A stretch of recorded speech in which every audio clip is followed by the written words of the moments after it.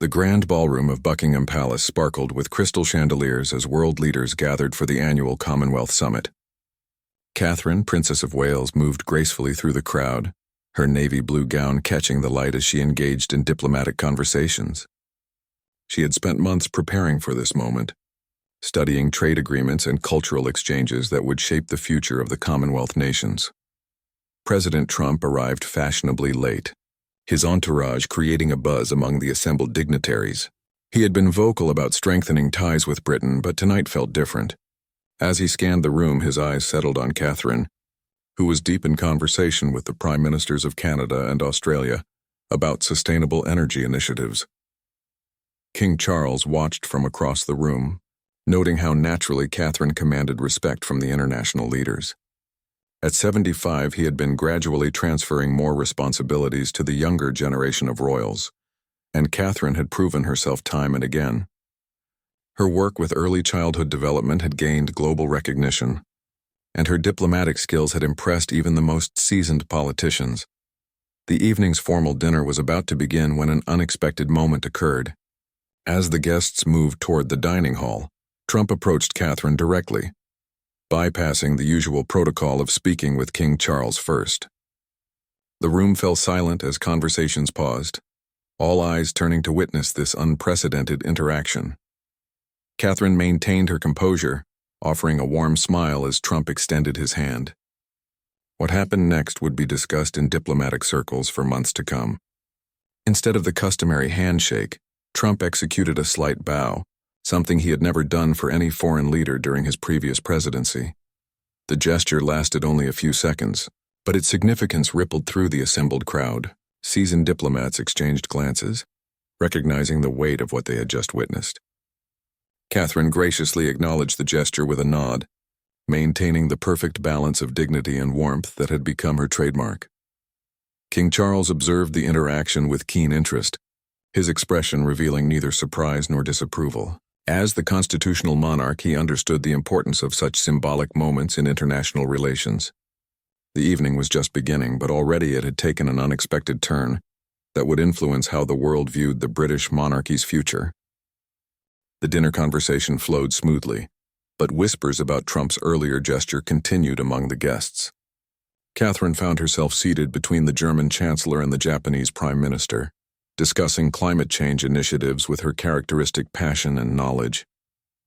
Her ability to connect complex policy issues with real-world impacts had always impressed world leaders, and tonight was no different. Trump, seated several places away, frequently glanced in Catherine's direction during his conversations about trade deals and economic partnerships. His behavior was notably different from his usual diplomatic style, where he typically dominated conversations with bold statements and personal anecdotes. Tonight he seemed more observant, more measured in his approach. During the second course, Trump made an unusual request to his aide. He wanted to meet privately with Catherine after dinner, not for political reasons but to discuss her humanitarian work. This request quickly reached King Charles through the palace staff, who were trained to monitor such diplomatic developments closely. The king's reaction surprised many in his inner circle. Rather than expressing concern about protocol, he seemed genuinely pleased by Trump's interest in Catherine's initiatives. Charles had long believed that Catherine represented the modern face of the monarchy, someone who could bridge traditional values with contemporary global challenges. As the evening progressed, other world leaders began to notice the shift in dynamics. The President of France mentioned to his wife how Catherine seemed to command a different kind of respect than what they typically observed at such gatherings. The Australian Prime Minister noted to her advisor that Catherine's influence appeared to extend beyond ceremonial duties into substantive policy discussions.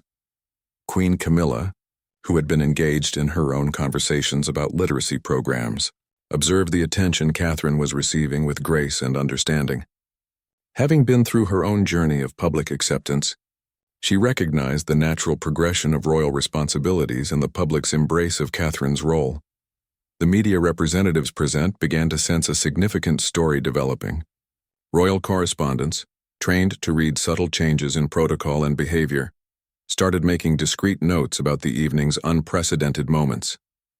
They knew that Trump's gesture and the subsequent attention Catherine received would dominate headlines across the globe.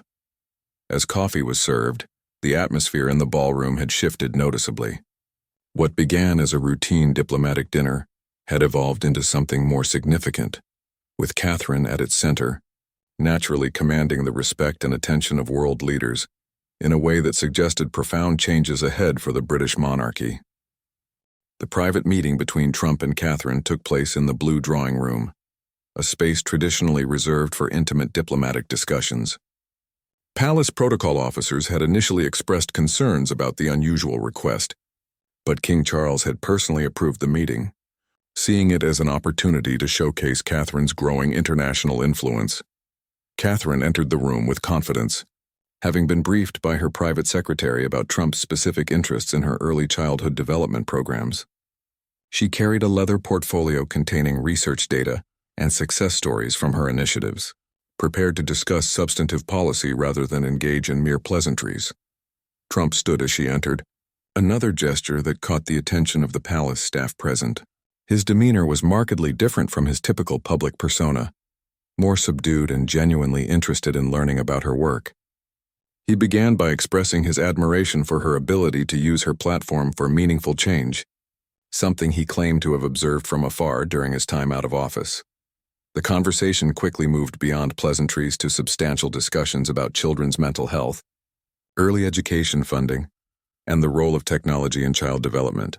Catherine spoke passionately about her research findings, explaining how early intervention could transform entire communities and break cycles of disadvantage that affected millions of children worldwide.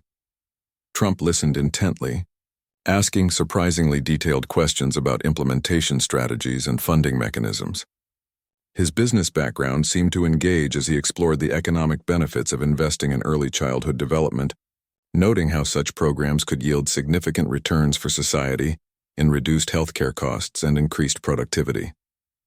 During their 40-minute discussion, Trump made several statements that would later be reported by palace sources.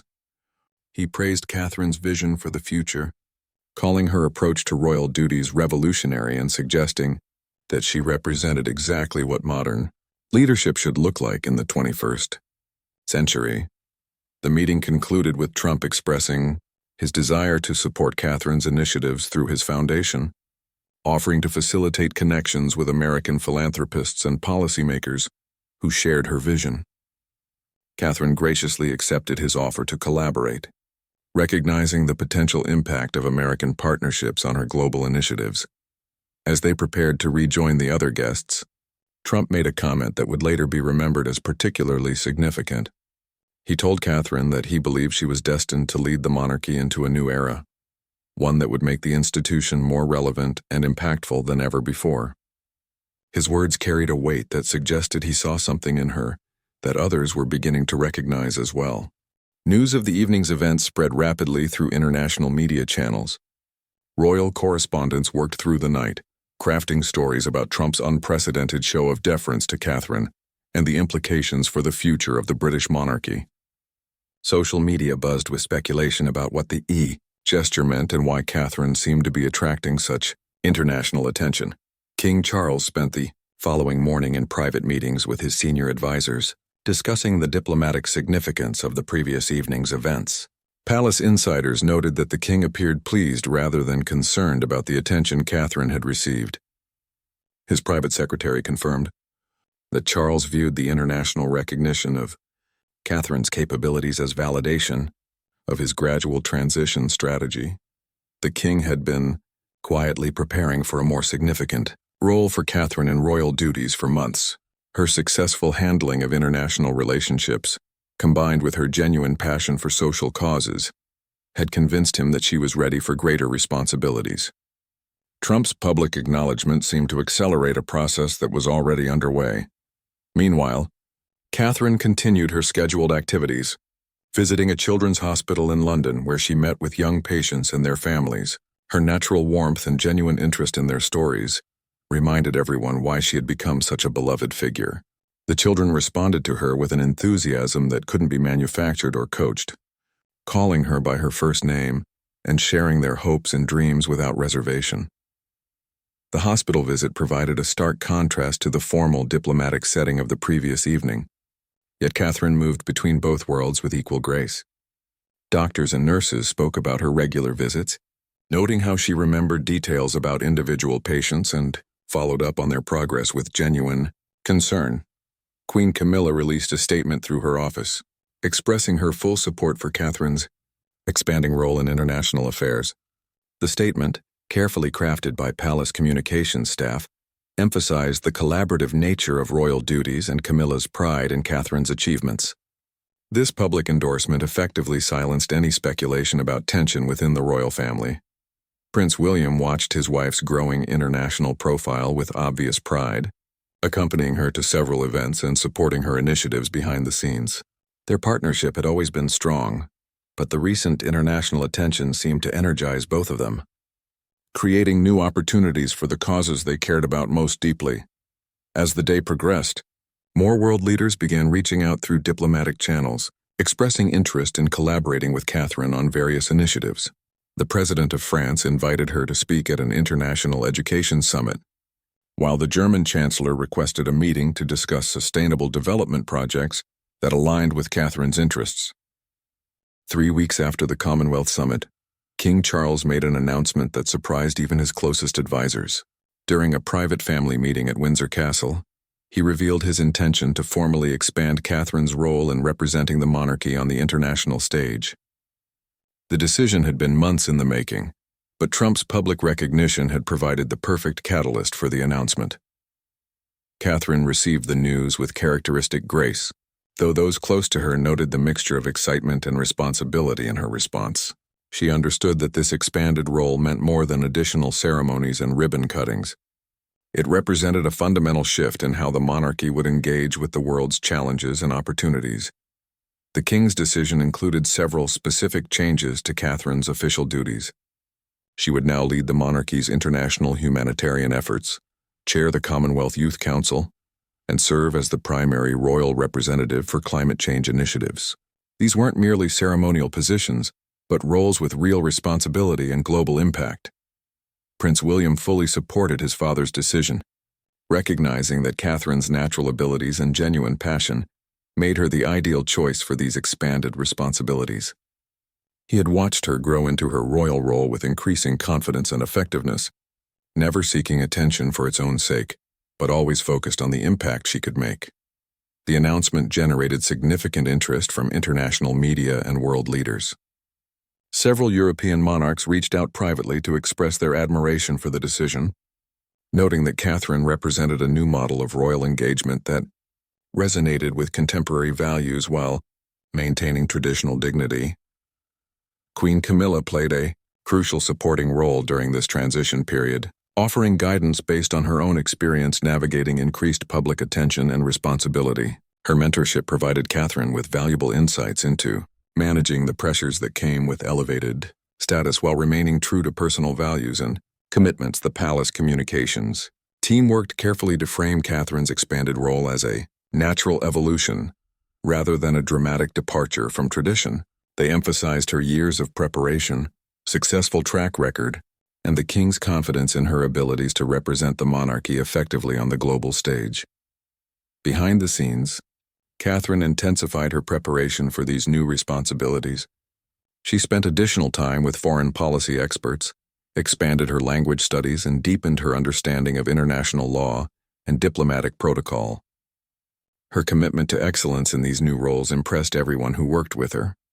The public response was overwhelmingly positive, with polling showing strong support for Catherine's expanded international role. Citizens appreciated her genuine approach to royal duties and her focus on issues that directly impacted people's lives rather than mere ceremonial obligations.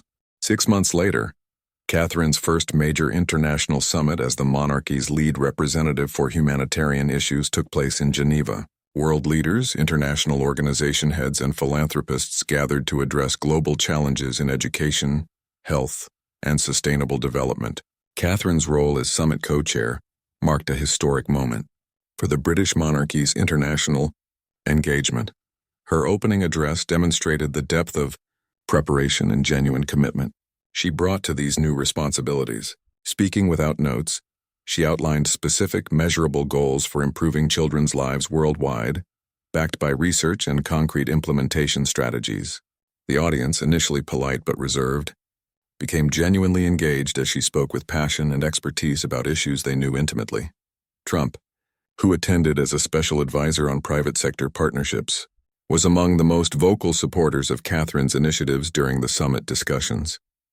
His earlier prediction about her leadership capabilities seemed prophetic as delegates praised her ability to build consensus among diverse stakeholders with competing interests and priorities. The summit achieved several breakthrough agreements, including a new international framework for early childhood development funding and a technology-sharing initiative for educational resources in developing nations. Catherine's role in facilitating these agreements earned recognition from seasoned diplomats who had initially been skeptical about royal involvement in substantive policy discussions. King Charles followed the summit proceedings closely, receiving regular updates from his private secretary about Catherine's performance and the international response to her leadership. Palace sources indicated that the king expressed deep satisfaction with how Catherine had handled her expanded responsibilities, particularly her ability to maintain dignity while engaging in complex negotiations. The media coverage of the summit focused heavily on Catherine's transformation from ceremonial royal to substantive international leader. Editorial writers noted that she had successfully navigated the challenge of using her platform for meaningful impact without overstepping constitutional boundaries or appearing to compete with elected officials. During the summit's final day, an unexpected moment occurred that would later be seen as symbolic of Catherine's growing international stature. When technical difficulties prevented the planned video address from the United Nations Secretary General, Catherine stepped forward to deliver an impromptu summary of the week's achievements and future commitments. Her ability to speak confidently and comprehensively about complex international agreements without preparation impressed even the most experienced diplomats present. The moment demonstrated not just her knowledge of the issues but her natural leadership abilities and comfort in high-pressure situations. The summit concluded with unanimous approval of the Geneva Principles for Child Development, a framework that Catherine had helped design and advocate throughout the week. The agreement represented the kind of tangible outcome that validated the monarchy's deeper engagement with international affairs and Catherine's role in leading that engagement. 1 year after the Commonwealth Summit that began this remarkable journey, Catherine found herself preparing for the most significant moment of her royal career. King Charles had called a special meeting of the Privy Council to formally recognize her expanded role and to make an announcement that would reshape the monarchy's future, structure, and international presence.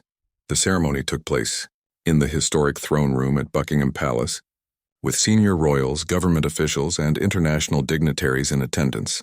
Queen Camilla stood beside the king, her expression reflecting pride and support for the momentous occasion. The atmosphere combined traditional pageantry with genuine anticipation about what this moment meant for the institution's evolution. King Charles addressed the assembled guests with a speech that highlighted Catherine's achievements over the past year and her unique ability to represent the monarchy's values in an increasingly complex world. He spoke about the need for the institution to remain relevant and impactful, praising Catherine's vision for how royal duties could create meaningful change, rather than simply maintaining traditions. The king's announcement exceeded even the most optimistic expectations. He formally designated Catherine as his primary representative for all international humanitarian and diplomatic initiatives, effectively making her the monarchy's global ambassador for the 21st century.